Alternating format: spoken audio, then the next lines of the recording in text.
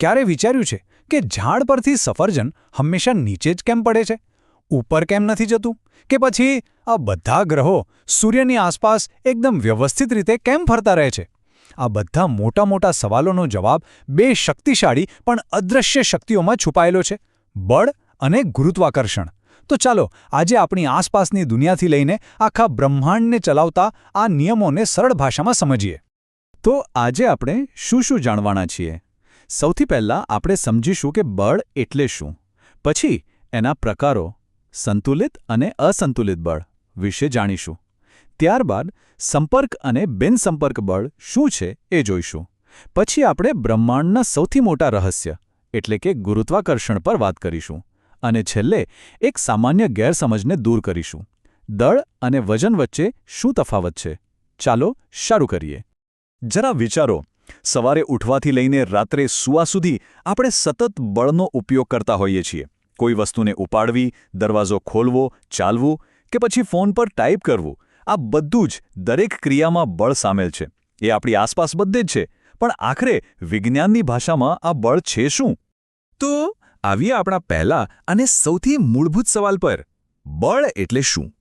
ચલો એની વૈજ્ઞાનિક વ્યાખ્યાને સમજીએ. એકદમ સાદી ભાષામાં કહીએ તો બળ એટલે કોઈ વસ્તુને ધક્કો મારવો અથવા ખેંચવી. બસ આટલું જ. તે કોઈ સ્થિર પડેલી વસ્તુને ગતિમાં લાવી શકે છે, અથવા ગતિમાં રહેલી વસ્તુને ધીમી પાડી શકે છે, રોકી શકે છે કે પછી એની દિશા પણ બદલી શકે છે. અને હા, સૌથી મહત્વની વાત, બળને માત્ર મૂલ્ય જ નહીં પણ દિશા પણ હોય છે. એટલે કે ધક્કો કઈ તરફ માર્યો એ પણ એટલું જ જરૂરી છે. એટલે જ એને સદિશ રાશિ કહેવાય છે. અને આ રહ્યું ભૌતિક વિજ્ઞાનનું એક સૌથી પ્રખ્યાત સૂત્ર જે ન્યૂટને આપ્યું હતું: F = m×a. આનો અર્થ બહુ જ સરળ છે. કોઈ વસ્તુ જેનું દળ m છે ને જેટલી વધુ ઝડપથી ગતિ a આપવી હોય એટલું જ વધારે બળ F લગાડવું પડે. જેમ કે એક નાની સાયકલને ધક્કો મારવા કરતાં એક મોટી કારને ધક્કો મારવા માટે વધુ બળ જોઈએ, ખરું ને? સારું, તો આપણે બળને માપીએ કેવી રીતે? જેમ આપણે વજન માટે કિલોગ્રામ વાપરીએ છીએ એમ બળ માટે ન્યૂટન નામનો એકમ વપરાય છે. આ નામ મહાન વૈજ્ઞાનિક સર આઇઝેક ન્યૂટનના માનમાં રાખવામાં આવ્યું છે. એનો એક નાનો એકમ ડાઇન પણ છે. અને જુઓ, 1 ન્યૂટન એટલે પૂરા 1,00,000 ડાઇન જેટલું બળ. હવે આગળ વધીએ અને બળના બે મુખ્ય પ્રકારોને સમજીએ: સંતુલિત બળ અને અસંતુલિત બળ. આને સમજવા માટે રસ્સા ખેંચની રમત યાદ કરો. જો બંને ટીમો એક સરખા જોરથી દોરડું ખેંચે તો શું થાય? કંઈ નહીં. દોરડું પોતાની જગ્યાએ જ રહે. આને કહેવાય સંતુલિત બળ, જ્યાં પરિણામી બળ 0 હોય છે. પણ જેવી એક ટીમ વધુ જોર લગાવે, દોરડું એ દિશામાં ખસવા લાગે. આને કહેવાય અસંતુલિત બળ, જે હંમેશા વસ્તુની ગતિમાં ફેરફાર લાવે છે. બળોને વહેંચવાની બીજી પણ એક રીત છે, અને તે ખૂબ જ રસપ્રદ છે.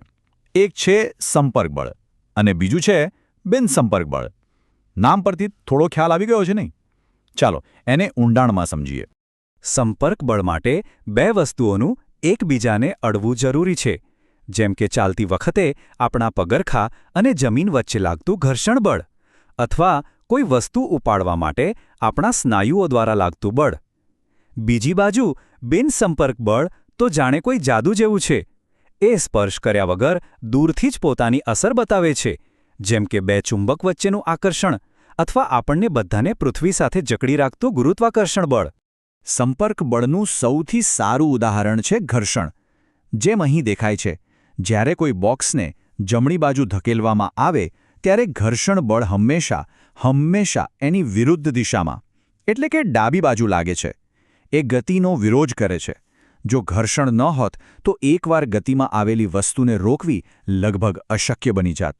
અને હવે આપણે વાત કરવા જઈ રહ્યા છીએ સૌથી રહસ્યમય, સૌથી શક્તિશાળી અને સૌથી મહત્વપૂર્ણ બિનસંપર્ક બળની: ગુરુત્વાકર્ષણ. એક એવું અદૃશ્ય ખેંચાણ જે આખા બ્રહ્માંડને એક તાંત્રે બાંધી રાખે છે. આખી વાતની શરૂઆત એક સરળ અવલોકન અને એક અસામાન્ય સવાલથી થઈ. સર આઇઝેક ન્યૂટને એક સફરજનને ઝાડ પરથી નીચે પડતું જોયું અને વિચાર્યું, આ સફરજન સીધું નીચે જ કેમ આવ્યું? આડું અવળું કે ઉપર કેમ ન ગયું? આ એક જ સવાલે બ્રહ્માંડના સૌથી મોટા નિયમોમાંથી એકનો દરવાજો ખોલી નાખ્યો. ન્યૂટનને જે નિયમ આપ્યો એનો પહેલો ભાગ કહે છે જેટલું વધુ દળ એટલું વધુ આકર્ષણ.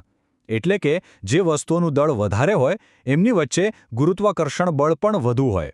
આ જ કારણ છે કે પૃથ્વી અને સૂર્ય જેવા વિશાળ પદાર્થો એકબીજાને જોરથી ખેંચે છે, પણ આપણને બે સામાન્ય માણસો વચ્ચે કોઈ ખેંચાણ મહેસૂસ નથી થતું.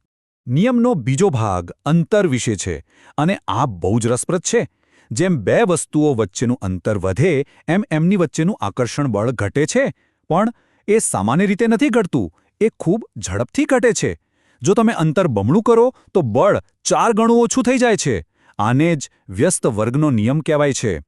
અને જ્યારે આપણે આ બંને વિચારોને ભેગા કરીએ ત્યારે આપણને ભૌતિક વિજ્ઞાનનું આ ખૂબ જ સુંદર અને શક્તિશાળી સૂત્ર મળે છે. આ સૂત્રમાં G એ ગુરુત્વાકર્ષણનો સાર્વત્રિક અચળાંક છે. આ એક જ સૂત્રથી આપણે ગણતરી કરી શકીએ છીએ કે સફરજન પર કેટલું બળ લાગે છે અને ચંદ્ર પર કેટલું બળ લાગે છે. અહીં સૌથી મજાની વાત એ જીના મૂલ્યમાં છે. જુઓ તો ખરા, એ કેટલું નાનું છે, 6.67 × 10⁻11 ઘાત. આટલા નાના મૂલ્યને કારણે જ આપણને રોજિંદા જીવનમાં નાની વસ્તુઓ વચ્ચે ગુરુત્વાકર્ષણનો અનુભવ નથી થતો. અને હા, એક રસપ્રદ તથ્ય નિયમ ન્યૂટને આપ્યો, પણ જીનું આ ચોક્કસ મૂલ્ય લગભગ 100 વર્ષ પછી હેનરી કેવેન્ડિશ નામના વૈજ્ઞાનિકે શોધી કાઢ્યું હતું. હવે વાત કરીએ નાના જીની, એટલે કે ગુરુત્વીય પ્રવેગની. આ એ દર છે જેનાથી કોઈ પણ વસ્તુ પૃથ્વી તરફ પડે છે.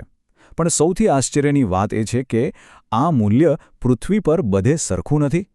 આપણી પૃથ્વી ધ્રુવો પર સહેજ ચપટી છે, એટલે ત્યાં જીનું મૂલ્ય થોડું વધારે હોય છે. અને સૌથી અદ્ભુત વાત, જો કોઈક રીતે પૃથ્વીના કેન્દ્રમાં પહોંચી શકાય તો ત્યાં ગુરુત્વાકર્ષણનું મૂલ્ય 0 થઈ જશે. હવે જ્યારે આપણે ગુરુત્વાકર્ષણ અને જીને સમજી ગયા છીએ તો ચાલો વિજ્ઞાનની એક સૌથી સામાન્ય ગેરસમજને દૂર કરીએ. આપણે રોજિંદા જીવનમાં દળ અને વજન શબ્દોનો ઉપયોગ એકબીજાની જગ્યાએ કરી નાખીએ છીએ, પણ વિજ્ઞાનમાં આ બંને વચ્ચે જમીન આસમાનનો ફરક છે. દળ એટલે કોઈ પણ વસ્તુમાં રહેલા પદાર્થનો અસલી જથ્થો. એ તમારા શરીરની અંદર રહેલા કણોની સંખ્યા છે. અને સૌથી મહત્વની વાત, દળ ક્યારેય બદલાતું નથી. ભલે કોઈ પૃથ્વી પર હોય, ચંદ્ર પર જાય કે પછી અવકાશમાં તરતું હોય, એનું દળ હંમેશા એક સરખું જ રહે છે. તો પછી વજન શું છે? વજન એ દળ નથી. વજન એ દળ પર લાગતું ગુરુત્વાકર્ષણ બળ છે. એનું સૂત્ર છે W = m × G. અને કારણ કે જીનું મૂલ્ય જગ્યા પ્રમાણે બદલાય છે, એટલે વજન પણ બદલાય છે. સાચું કહીએ તો વજન એક પ્રકારનું બળ જ છે, એટલે જ એને કિલોગ્રામમાં નહીં પણ ન્યૂટનમાં માપવામાં આવે છે. આ કોષ્ટક બધું જ સ્પષ્ટ કરી દે છે. સરળ રીતે યાદ રાખવા માટે, દળ એટલે આપણામાં રહેલો પદાર્થનો જથ્થો જે કિલોગ્રામમાં મપાય છે, અને તે ક્યારેય બદલાતો નથી. જ્યારે વજન એ આપણા પર લાગતું ગુરુત્વાકર્ષણનું ખેંચાણ છે, જે ન્યૂટનમાં મપાય છે અને તે સ્થાન પ્રમાણે બદલાતું રહે છે. અને આ ઉદાહરણથી તો બધી જ ગૂંચવણ દૂર થઈ જશે. માની લો કે કોઈ વસ્તુનું વજન પૃથ્વી પર 60 ન્યૂટન છે. હવે જો એ જ વસ્તુને ચંદ્ર પર લઈ જવામાં આવે, જ્યાં ગુરુત્વાકર્ષણ પૃથ્વી કરતાં 6 ભાગનું છે, તો ત્યાં એનું વજન માત્ર 10 ન્યૂટન થશે, પણ એનું દળ એ પૃથ્વી અને ચંદ્ર બંને જગ્યાએ બિલકુલ સમાન જ રહેશે. અંતમાં ચાલો એક ક્ષણ માટે આંખો બંધ કરીને વિચારીએ કે જો અચાનક એક જ સેકન્ડમાં આ ગુરુત્વાકર્ષણ બળ ગાયબ થઈ જાય તો શું થાય? પૃથ્વી, ગ્રહો, સૂર્ય બધું જ પોતાની ભ્રમણકક્ષામાંથી ફંગોળાઈ જશે. તારાઓ અને આકાશગંગાઓ વિખરાઈ જશે. આપણે જે જમીન પર ઊભા છીએ એ પણ નહીં રહે. આ એક સામાન્ય લાગતું બળ જ વાસ્તવમાં સમગ્ર અસ્તિત્વનો આધાર છે.